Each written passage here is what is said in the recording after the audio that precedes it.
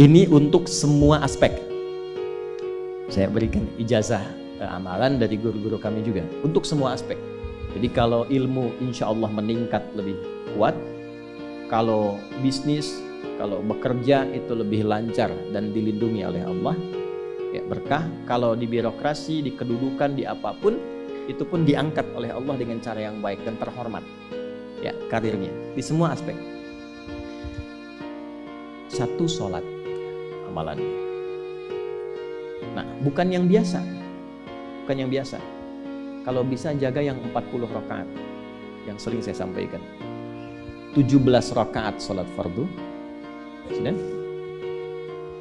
12 rakaat rawatib. 11 rakaat yang tahajud. Jumlahnya 40. Ya. 17 rakaat sholat fardu. Kalau ini wajib. Kalau wajib standar. Ya. Mau kaya, mau tidak, ya sholat 17 rakaat juga. Mau pintar, mau tidak, 17 rakaat juga. Jelas ya? Rumusnya 24-4-3-4. Ya, itu ya. Nomor aksesnya. 24-4-3-4. 2 subuh, 4 zuhur, 4 asar, 3 maghrib, 4 isya.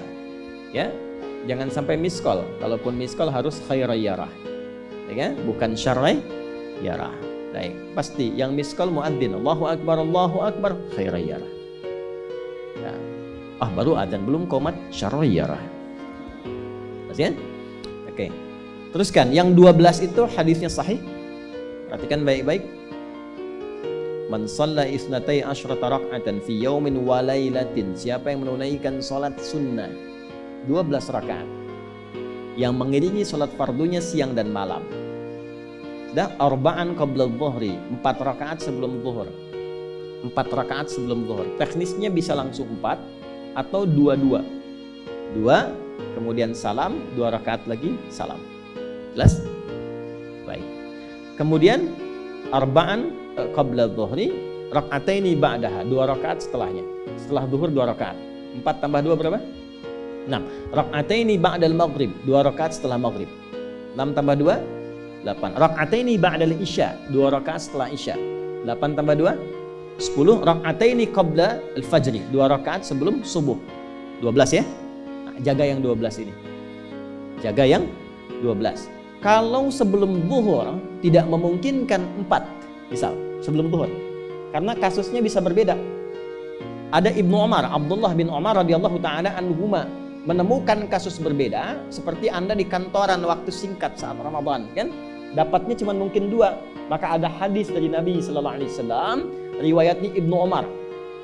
Qala au kama qala hafidtu an Rasulillah sallallahu alaihi wasallam 10 rakaat. Saya hafal dari Nabi 10 rakaat. Kalau tidak sempat sebelum zuhur 4, boleh 2. Nah, dari Ibnu Umar ini sebelum zuhurnya 2 rakaat. Sebelum zuhurnya berapa? 2 rakaat. Jadi kalau bisa 4, kalau tidak memungkinkan berapa? 2. Orang yang terbiasa 4, lalu karena kondisi tertentu dia mengerjakan 2, tetap dicatatkan oleh malaikat 4 jumlahnya. Dari mana dalilnya? Hadis. Idza maridal 'abdu aw safar kutiba lahu mithla ma kana 'alaihi muqiman sahiha.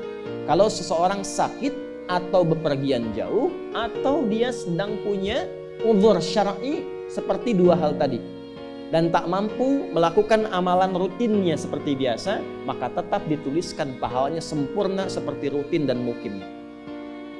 Contoh, Ibu mohon maaf ya Bu ya, mohon maaf. Perempuan dalam keadaan suci, sholat subuhnya berapa rakaat? 2, ya 2 kan nggak mungkin 3 kan? Baik ya, 2 rakaat. Sholat qabliyahnya berapa rakaat? 2 rakaat. Baik. Setelah itu baca Quran nggak? Alhamdulillah. Bisa 1 halaman, kan? Bisa. Ibu kerjakan saat suci. Saat sedang tidak suci, masa haid tiba, sholat tidak? Tidak. Baca Quran tidak? Nah, kalau punya kebiasaan sholat, baca Quran, dan tiba masa haidnya, itu pahalanya tetap dituliskan sesuai kebiasaan. Harus tahu itu. Makanya manfaatkan, karena kalau sudah tiba masa monofos, sama. Itu Allah tuh memberikan kemuliaan khusus. Makanya Bu, kalau ngaji dengan ustadz-ustadz tertentu, bikin kurikulum ngajinya fikih perempuan aja, nggak usah jauh-jauh. Fikih perempuan. keluarkan karena banyak pahala mengalir di dalamnya. Ya. Dan kadang-kadang saya suka bingung kalau bahas fikih rumah tangga itu kenapa yang tegang-tegang gitu. Sekarang fikih parenting sekarang tuh kayaknya menegangkan antara surga neraka aja tuh. Tanggung jawab suami, hati-hati dengan istri. Padahal Qur'annya mengatakan rumah tangga itu penuh dengan permainan yang menyenangkan. Yang ada banyak candanya.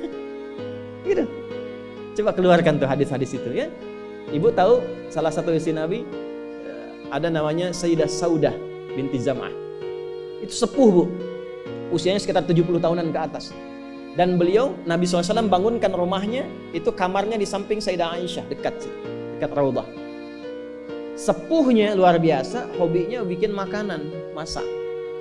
Satu kali ketika beliau sedang ngolah tepung, Nabi pulang, pas kemudian bagiannya Sayyidah Saudah binti Zam'ah datang sedang ngolah tepung, atau dalam riwayat atau kama hadas, itu dicolek tepungnya, bermain bercanda, dicolekkan di keningnya, di kening istrinya.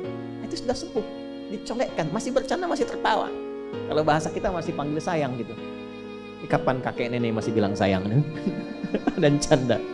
Ini penuh dengan demikian ya. Ini yang mau saya kembalikan tuh, ya nilai-nilai tadi. Jadi kembali ke sini, Bapak Ibu sekalian, kembali ke sini.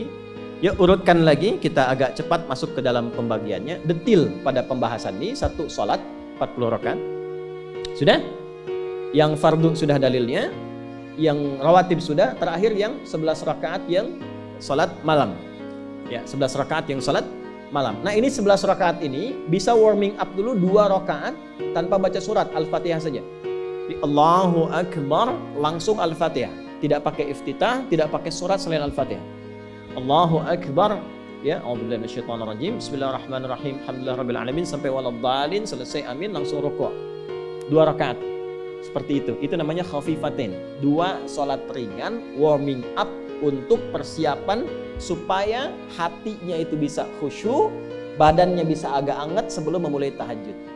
Barulah kemudian tunaikan 2 rakaat setelah itu, 2 rakaat setelah itu, 2 rakaat setelah itu, ujungnya tutup dengan 1. Ya, itu riwayatnya ada di dalam riwayat Abu Daud nomor hadis 1367 dari Ibnu Abbas radhiyallahu taala anhuma. Ya, juga disampaikan dalam riwayat Ibnu Umar radhiyallahu taala anhuma ketika beliau mengatakan dari Nabi sallallahu alaihi wasallam, "Shalatul laili masna masna, fa idza khasya ahadakumul fajra falyutir rak'atan wahidah." Kalau pengen mulai tahajud 2 rakaat dulu. Sampai merasa enak. Dan tolong ingat ya, tolong nggak usah panjang-panjang dulu suratnya. Untuk berlatih 11, mulai dengan 2 dulu. Kalau belum sempat 11, 2 dulu. 2 rakaat aja, tolong mohon jangan paksa tambah 2 rakaat. Itu pun bangunnya jangan terlalu malam. Jangan terlalu awal malam. Subuh jam berapa sekarang? Terjadi perbedaan pendapat. Oke, 4.25 lah ya. Misal 4.21, 4.20 lah. Pas ya. Misal kita ambil tengah-tengah 4.20. Sudah, bangun 4 kurang seperempat. Jam 4 kurang seperempat. Karena hadisnya mengatakan ada persiapan sebelum wudhu. Ya, karena Nabi sallallahu alaihi wasallam adalah kebiasaan Nabi sallallahu alaihi wasallam idza staiqadha min naumihi, kalau bangun dari tidurnya fajalasa, duduk dulu. Duduk. Wa masaha biyadihi min athari naumi, kemudian menghapus bekas ngantuknya. Ya, menghapus jejak ngantuk dengan bagian tangan yang bersih. Itu kan butuh waktu. Ya. 4.15 bangun. Duduk dulu, atur alarm. Ya, alarm mungkin ya 3.15, 3.30 ya, kemudian jam 4 terakhir. Alarm pertama untuk mematikan alarm kedua. Alarm kedua siap-siap, alarm ketiga sadar. Ya, kan begitu kan? Ya. Ya begitu, itu rumusnya. Nanti kalau sudah ayat tahajud masuk Al-Isra nanti saya jelaskan. Itu ada isyaratnya di Quran. Bukan isyarat alarm ya, tapi isyarat perjuangan kita untuk bangun. Jadi 4 kurang 15 itu adalah persiapan supaya jam 4 bisa wudhu. Ya, begitu jam 4, thumma dhahaba ila shinin mu'allaqah, pergi ke tempat kemudian berwudu, tempat tertutup, wudu, selesai, balik lagi, kan 4.20 adzan kan? Misalnya 4.10 mulai sholat. Kalau 2 rakaat kan gak lama-lama. 5 menit, witirnya 1 menit, 3 menitnya istighfar, tunggu subuh. Ya, bacanya jangan tinggi-tinggi. Al-Falaq, An-Nas, witirnya Al-Ikhlas. Besoknya Anda sudah bosan 4 rakaat. Ad-Duha, Al-Insyirah, Al-Falaq, An-Nas, Al-Ikhlas. Besoknya terus sampai bosan tambah 6 rakaat sampai konsisten 11. Jelas? Mulai dengan seperti itu, 11 tambah 12, kan berapa? 23 tambah 17, 40. Tolong jaga ini, selama hidup tunaikan aja. Kalau tidak percaya, silahkan coba, nanti lihat apa perubahan yang terjadi dalam kehidupan. Demi Allah saya katakan silahkan coba. Yang kedua Al-Quran. Yang kedua apa? Al-Quran. Kan ada 3 tadi ya. 1, salat. Kedua, Al-Quran. Jangan lewatkan 1 hari tanpa baca Al-Quran. Walaupun hanya 1 ayat. Walaupun hanya 1 ayat. Walaupun keterlaluan sih 1 ayat itu. Ya. Alif Lam Mim dah. Pesan Ustaz kan 1 ayat. Nun dah. Oke. 1 halaman. Nah, biasanya begini, semakin banyak dibaca, semakin terjadi perubahan yang berbeda. Kalau ingin nguji begini, hari ini baca 1 halaman, besok baca 2 halaman. Nanti lihat perubahan yang terjadi antara hari ini dengan besok. Pasti ada pengaruh. Paling minimal, Allah akan jaga keadaan diri kita dari berbagai bentuk kegelisahan. Semua tenang aja. Ada masalah apapun, kasih ketenangan, kasih ketenangan. Dan ketenangan itu paling mudah melahirkan solusi. Jelas? Oke, 2, Al-Quran. 3 kira-kira apa? 3 apa kira-kira? 3, jaga wudhu. Gak pakai oh, jaga wudhu. Oh. 1, sholat. 2, Al-Quran. 3 apa? Jaga wudhu. Apa dampak psikologisnya jaga wudhu? Tidak ingin batal wudhunya. Kalau orang tidak ingin batal, maaf kalau kebanyakan bohong batal tidak. Maksiat, itu batal maknawi. Makanya orang punya wudhu itu pasti kalau dia selalu jaga wudhunya akan terjaga dalam kebaikan. Karena fungsi wudhu salah satunya mencegah maksiat. Itulah sebabnya setelah wudhu kita doa taubat. Coba selesai wudhu kok taubat. Asyhadu an la ilaha illallah wa asyhadu anna Muhammadan Rasulullah. Kemudian Allahumma ja'alni minat tawwabin. Ya Allah, jadikan aku orang yang selalu taubat, bebas dari maksiat. Itulah rahasia wudhu. Salah satunya menjaga seseorang dari perbuatan maksiat. Ya, tidak bermaksiat, jaga wudhu. Saya itu banyak bercanda dengan keluarga, termasuk anak-anak. Bercanda terus, tapi serius dalam 3 hal. Salat, Quran, dan jangan pernah bermaksiat. Kalau anak saya itu pegang, Pak, ini cerita aja ya, pegang mushaf gak benar aja itu bisa saya lempar dari jauh. Minimal saya teriaki.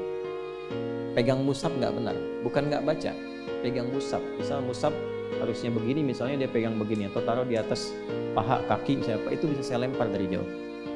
Perbaiki. 3 itu serius. Ya, karena itu adalah sesuatu yang bisa merubah kehidupan kita, dan itu yang paling memuliakan kita dan dimuliakan kita dengan itu. Itu poinnya. Tapi yang lain kita bisa bercanda. Sholat jangan main-main, karena itu inti kebahagiaan hidup kita. Dan maksiat itu yang paling fatal mengantarkan pada, maaf, kehidupan akhirat yang buruk. Neraka itu kan karena maksiat.